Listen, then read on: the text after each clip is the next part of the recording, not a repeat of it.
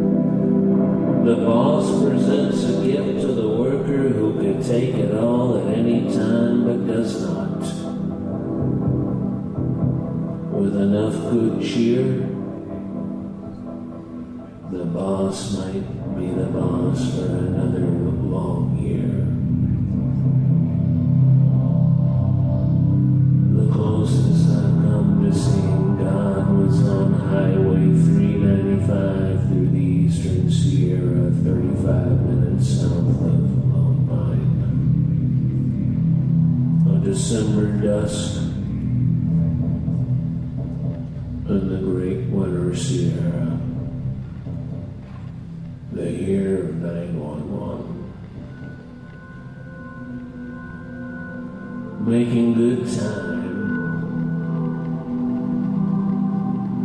in the old Jeep Cherokee, the Cadillac of Jeeps. There's nothing as enormous and beautiful as the Eastern Sierra's jagged edge in winter's fading light.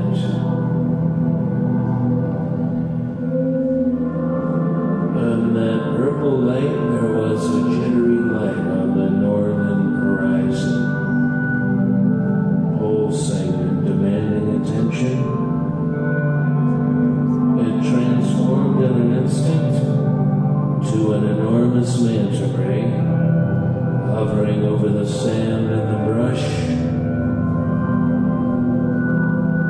transfixed and still barely aware. I was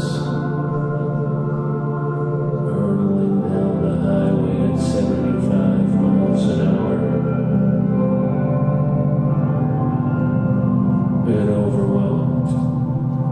Solid lights on each corner.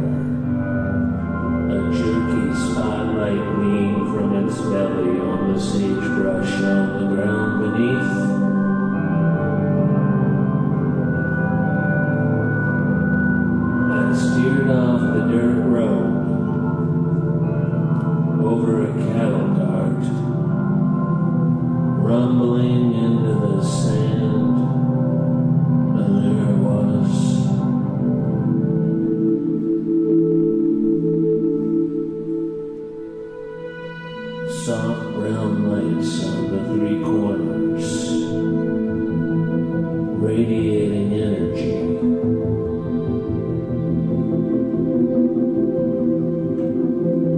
It was menacing and it was beautiful. I could not look away. The Jeep lurched to a stop. The kind of sight that people wanted to see in that time. Does that make it fake? Does that make it real?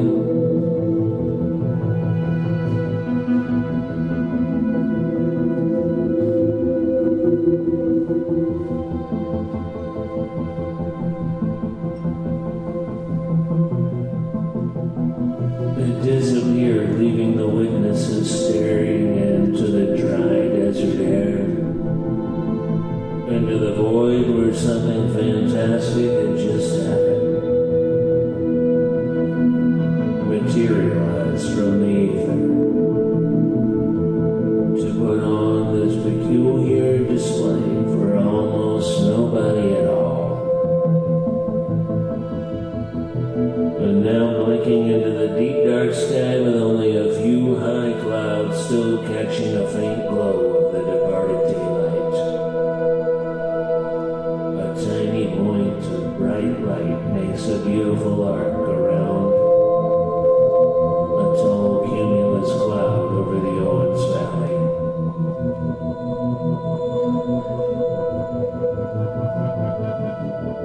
Was that it too?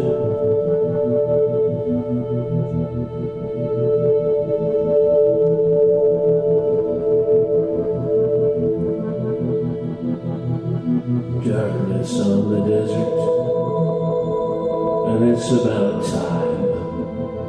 It's about time and place.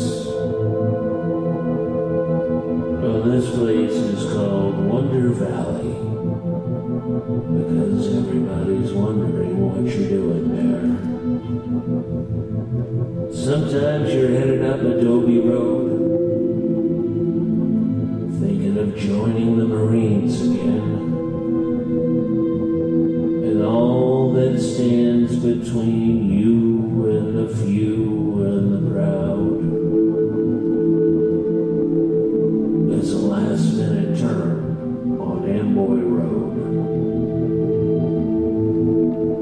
I wonder what's out that way.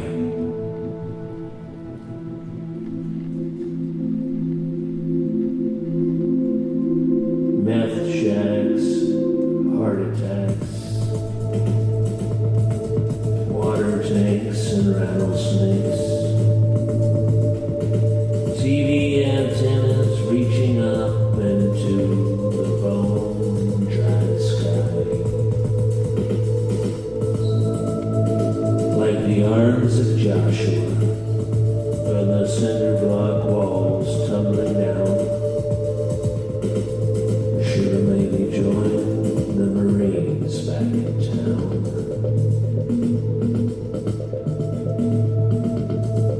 Cash the VA check, gas up the old rack. The back way to Vegas, El Camino down Desierto. La Migra hiding at the Vista Point, ready to haul your ass away for being hungry and desperate enough to want a job.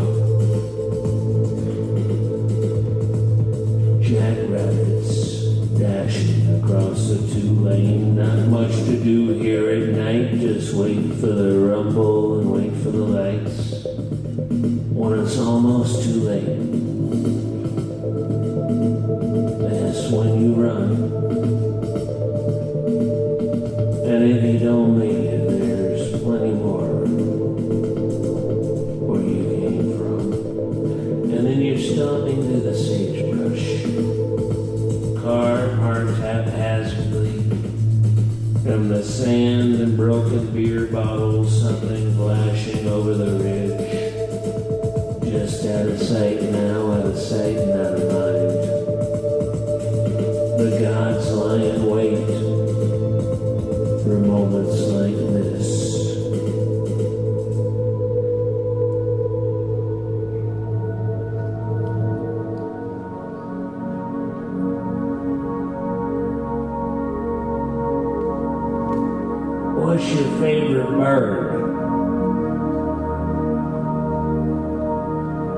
That's alright, it's not a test. It's the common raven for me. On an evening walk through Onaga Valley, I saw this pair of ravens I've seen so many times before. Over the years in this particular stretch, creosote and boulders. They've raised several rounds of children there, who then grow up and move away, but come back for the holidays with their own new families to celebrate, to argue, like we always do at the holidays. But day to day is just this pair in their place, talking it over, looking at that great ball of fire rising, watching from the top branches of a gnarled old half-dead Joshua tree. You'll see them in the mornings, and you'll see them in the afternoons, buzzing your dog, cackling over the mountain bicyclists. But until this moment, their home had remained hidden. Home, a small cave, about 100 feet over the valley.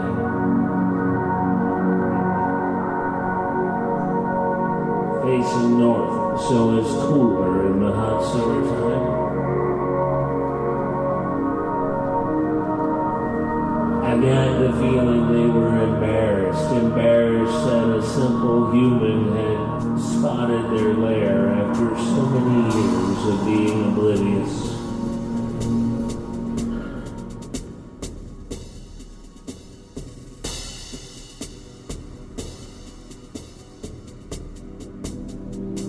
The venomous snake, the scorpion, the great horned owl, the howling coyotes, sirens and song dogs of the night. And sometimes for those blessed or doomed just enough, there is the yucca.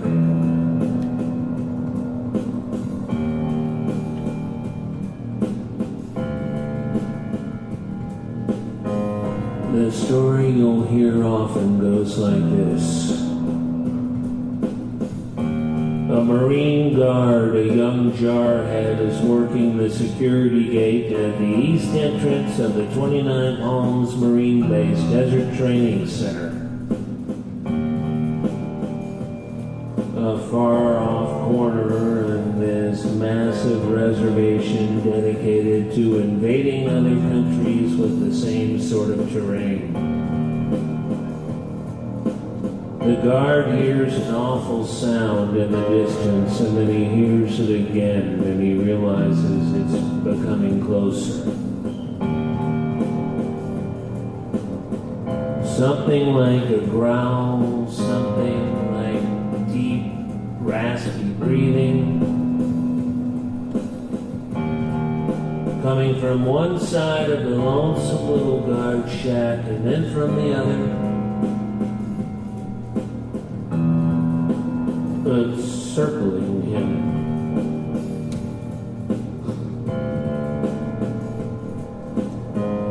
He steps out into the night, his sidearm drawn. His training camp bravery and courage reduced to nothing. He looks up and there it is, standing in the moonlight, 8 feet tall, covered in black shaggy hair, with strange energy radiating around its physique. And an unbearable stench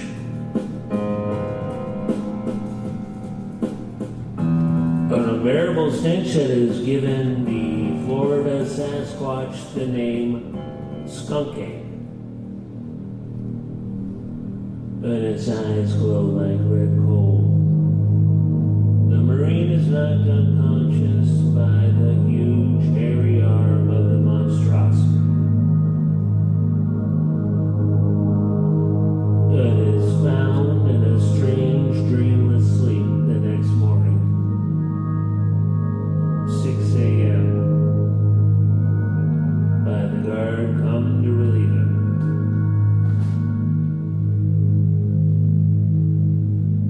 They have been here for a very long time, long before the Europeans arrived in California. There are many names and many tongues.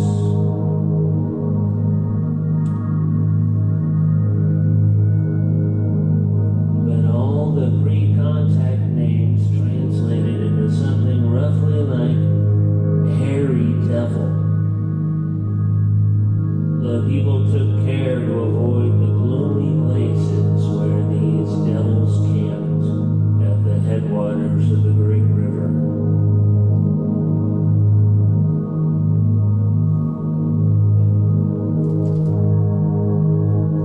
The Tonga people, living around the Santa Ana River, call these creatures hideout the camp of the Taquis, pronounced a lot like Taquis, the desert monster known to the Cahuilla of the Agua Caliente lands.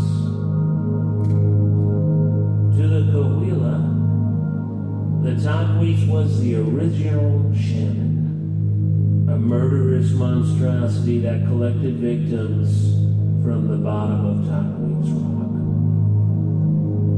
And it could manifest also as a large green fireball hanging low in the night sky or hovering in the shadows of a nighttime canyon.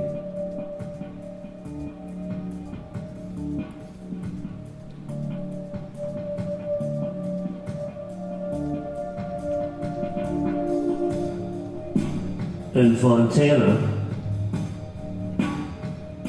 that hard, wind-blown town in the Inland Empire,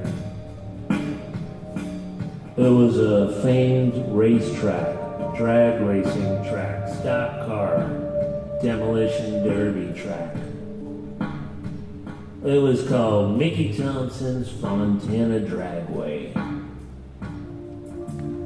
From 1955 until the Dragway's closure in 1972, which followed a series of gruesome accidents and explosions. And so many fatalities that the track could no longer justify staying in business. Before that time, the spectators had for a dozen years reported a large, hairy monster running through the brush of the east end of the speedway. They called it the Speedway Monster. Assumed to be a wild man native to the foothills of the nearby San Bernardino Mountains, it had the habit of crossing the rural land during races that produced tremendous noise and violence. And in the new suburbs of Antelope Valley, encounters with the Mojave Sasquatch reached epidemic levels from the late 1960s through the late 1970s as new housing developments in Palmdale and Lancaster sprang up in the formerly wild desert around the massive Edwards Air Force Base. And Skunk Works, where so many strange craft were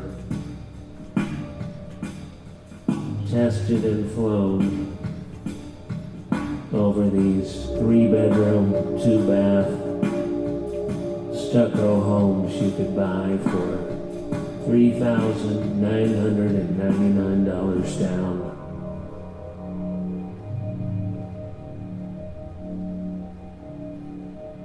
From the Antelope Valley Daily Ledger Gazette, June 1973. Bigfoot surfaces again in Palmdale, 9 Mile Canyon.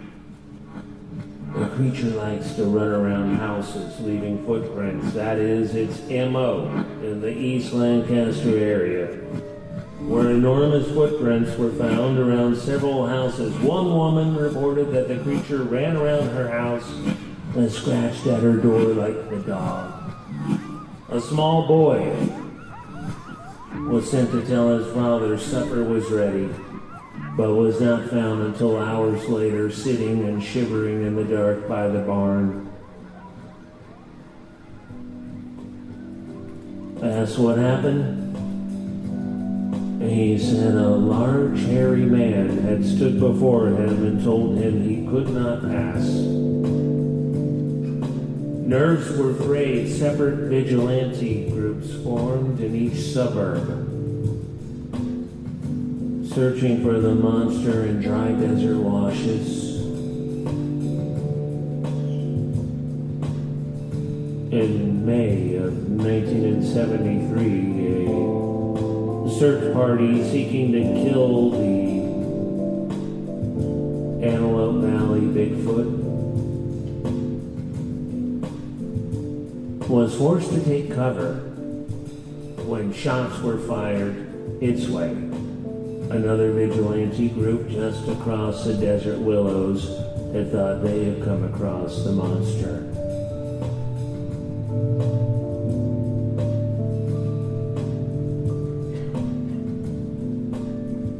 The strangest tales come from Edwards Air Force Base, which spreads onto the massive Rogers Dry Lake bed, with its miles and miles of smooth sand runways, where the space shuttles used to land. Security cameras were always pointed at sensitive areas, especially in the tunnels that carried fuel lines and infrastructure out of the brutal desert daylight. Those cameras repeatedly captured images of desert Sasquatch moving by night. Entire families of the hairy monsters traveled the base's buildings and corridors, appearing and disappearing at will to the bewilderment of base police sent chasing after the phantasms. Base policeman Michael House filed this report. Heading back to the main base, I noticed maybe 200 to 300 yards to my left these large blue eyes. I do a lot of night hunting, and it was very strange. They were larger than anything I'd ever seen before. The blue eyes had to be about 4 inches apart and 7 feet off the ground. I stopped the truck and sat there watching them. It was too dark to see body shapes, too dark to see any definition of the thing. The blue glows proceeded toward my truck at a right angle for about 100 yards and then stopped. And along with the vision came the nauseating stench.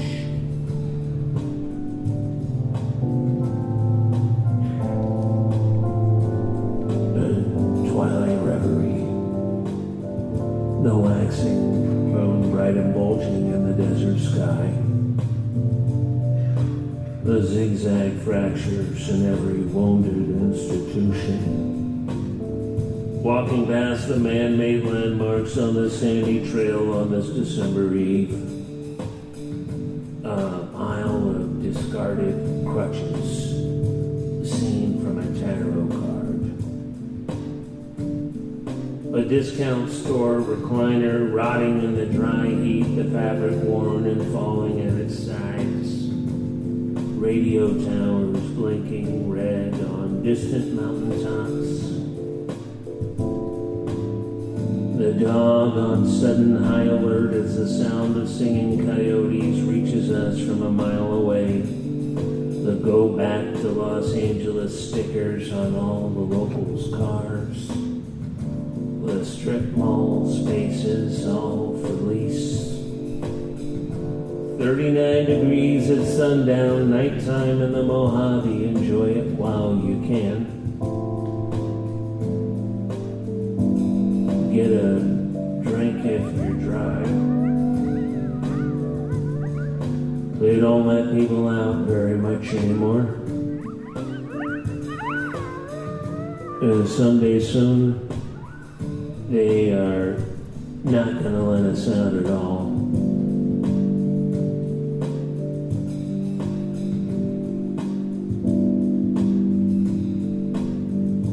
From Amboy to Zizix and across the great Mojave wilderness, this has been a live episode of Desert Oracle Radio, coming to you tonight from the Alex Theater in the city of Glendale. My musical director could not be here tonight. He had some legal troubles, so we flew him in by wire with new soundscapes by RedBlueBlackSilver.